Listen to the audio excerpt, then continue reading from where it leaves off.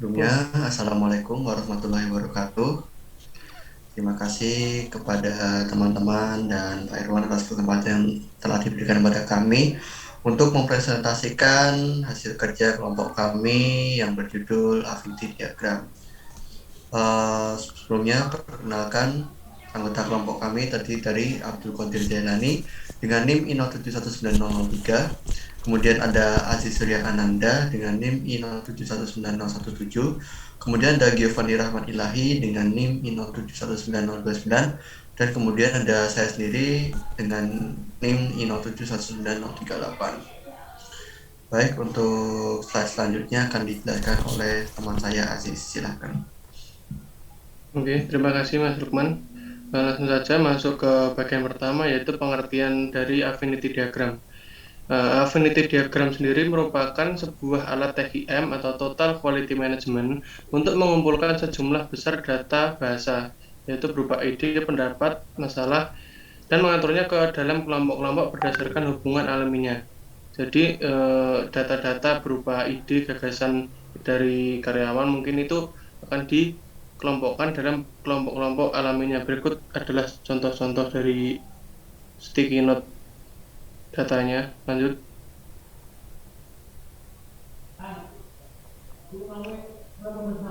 saja. Oke, lanjut. Selanjutnya sejarahnya.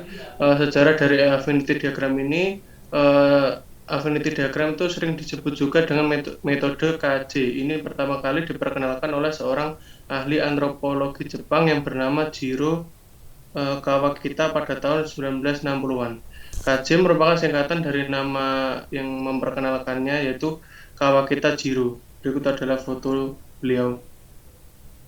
Lanjut.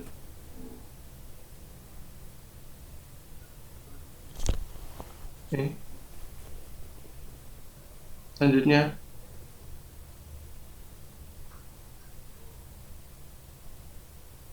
masih Oke, di sini ada alasan kenapa harus kita menggunakan affinity diagram. Jadi dalam affinity diagram ini merupakan cara yang baik untuk membuat orang bekerja pada tingkat kreatif untuk mengatasi masalah yang sulit. Affinity diagram dapat digunakan dalam situasi yang tidak diketahui atau belum dijelajahi oleh sebuah tim. Contohnya seperti ketika orang-orang dalam pengalaman beragam akan memiliki baru, atau ketika seorang anggota memiliki pengetahuan yang tidak lengkap tentang area analisis. Jadi affinity diagram ini sangat cocok ya untuk digunakan sebagai bahan brainstorming dari kelompok orang dengan latar belakang yang berbeda-beda. Oke, kemudian lanjut ke slide berikutnya. Nah, di sini ada perbandingan kapan sebaiknya kita menggunakan affinity diagram dan kapan sebaiknya tidak menggunakan affinity diagram.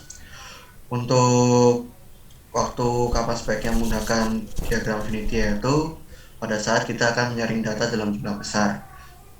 Misalnya produsen mengidentifikasi pelanggan dan kebutuhan mereka yang mungkin tidak dapat terdata dan tersortir dengan baik, sehingga diagram afinitas dapat berguna untuk mengatur data ke dalam suatu kelompok-kelompok. Kemudian untuk mendorong pola berpikir baru. Nah, salah satu metodenya itu brainstorming, yang merupakan langkah pertama dalam membuat diagram afinitas, di mana sebuah tim akan mempertimbangkan semua ide dari semua anggota yang memungkinkan tim untuk mengembangkan daftar ide kreatif. Kemudian ada waktu kapan sebaiknya kita tidak menggunakan affinity diagram.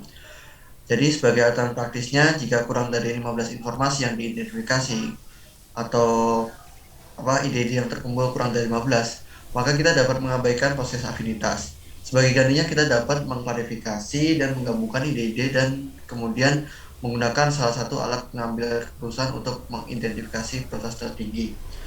Jadi kita dapat menggunakan alat pengambilan keputusan lain dalam mengidentifikasi prioritas tertinggi jika informasi yang didapatkan kurang dari 15. Gitu. Oke, lanjut ke nama saya Giovanni, silahkan. Lalu di sini adalah langkah-langkah untuk membuat affinity diagram. Dalam membuat affinity diagram, di sini terdapat 5 buah langkah. Yang pertama adalah mencari ide, Yang kedua, menggambarkan ide. Yang tiga, mengumpulkan ide ke dalam sebuah grup. Yang keempat adalah membuat header card, dan yang kelima adalah menggambarkan diagram akhir. Lanjut, Mas. Di langkah yang pertama ini kita harus mencari ide. Mencari ide di sini adalah untuk mengumpulkan ide ataupun masalah-masalah yang kita temui dalam sekeliling kita ataupun permasalahan-permasalahan yang ditemui atau dilaporkan kepada kita. Kemudian dalam mencari ide ini terdapat berbagai macam metode sesuai dengan kebutuhannya. Ada yang bisa menggunakan masukan-masukan melalui Google Form ataupun masukan-masukan melalui kotak saran ataupun yang lainnya. Lanjut, Man. Setelah mengumpulkan ide yang kita kumpulkan dari berbagai sumber tersebut kita tuliskan menjadi satu ke dalam sebuah catatan ataupun sebuah sticky note, dan kita kumpulkan catatan tersebut menjadi satu. Di sini catatannya masih berupa acak, belum diurutkan, dan seperti yang sudah dijelaskan oleh Lukman tadi, minimal dalam membuat affinity diagram ini harus terdapat minimal 15 ide. Jadi kalau misalkan di bawah 15 ide tidak cocok dibuat affinity diagram. Lanjut aja, Man. Selanjutnya setelah kita mengumpulkan ide, di sini kita adalah mengumpulkan ide ke dalam sebuah grup. Ide-ide ataupun masukan yang kita terima tadi pasti memiliki hubungan satu sama lain karena memang jumlahnya yang begitu banyak dan juga bervariasi. Oleh karena itu, untuk mempermudah menjelaskan permasalahan tersebut, di sini kita mengumpulkan ide-ide tersebut ke dalam sebuah kelompok. Nah, di dalam kelompok ini pasti ada kaitannya satu sama lain. Di sini ada urutan-urutan dalam membuat ide. Yang pertama adalah mulai dengan mencari 2 ide yang tampaknya terkait dengan beberapa hal. Tempatkan mereka bersama-sama di satu sisi. Yang kedua adalah mencari ide-ide yang berhubungan dengan ide-ide yang telah disisihkan dan tambahkan ke grup itu. Dan ketiga adalah carilah ide lain yang terkait satu sama lain dan buat kelompok baru. Dan proses ini diulang sampai tim telah menempatkan semua ide ke dalam kelompok. Silakan lanjut, Mas. Kemudian setelah ide-ide tersebut terkumpul, di sini kita membuat header card. Header card di sini adalah yang dimaksud adalah sebagai judul dari pengelompokan yang telah kita buat tadi. Pengelompokan di sini dibuat untuk memudahkan kita dalam menyelesaikan masalah yang akan kita selesaikan. Lanjut, Man. Selanjutnya adalah menggambarkan diagram akhir. Karena sebelumnya kita telah mengumpulkan dan menyatukan diagram permasalahan-permasalahan yang telah kita temukan tadi, dan juga kita telah membuat header card-nya, kemudian kita gabungkan menjadi satu dalam sebuah diagram akhir yang isinya berupa susunan-susunan dari ide yang telah dikelompokkan, dan juga terdapat header card yang menjadi judul dari sebuah permasalahan yang setelah dikelompokkan. Dan untuk membuat diagram ini kita harus memastikan dalam menulis topik permasalahan di bagian atas diagram, yang itu merupakan sebuah header card, dan meletakkan header card di setiap kelompok ide, kemudian mengizinkan anggota tim untuk meninjau dan mendiskusikan poin-poin yang sudah terbentuk. Jadi semua ide-ide yang telah dibuat di sini kita harus mengkonsultasikannya kembali ke anggota-anggota tim, apakah permasalahan tersebut telah sesuai dengan yang ada di lapangan atau belum, ataupun pengelompokan yang kita setelah buat itu telah sesuai atau belum. Ya, silakan dilanjutkan, Man.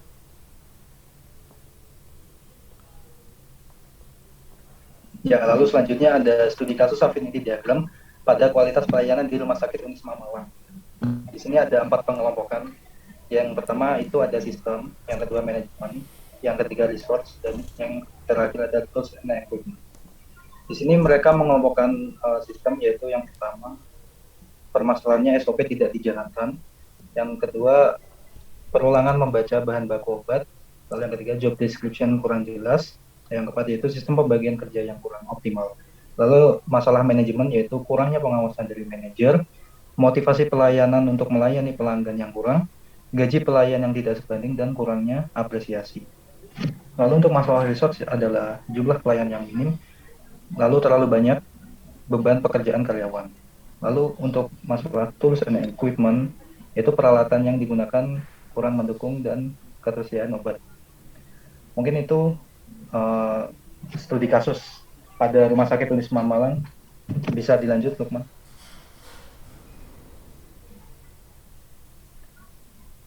Oke, terima kasih. Sekian presentasi dari kelompok kami.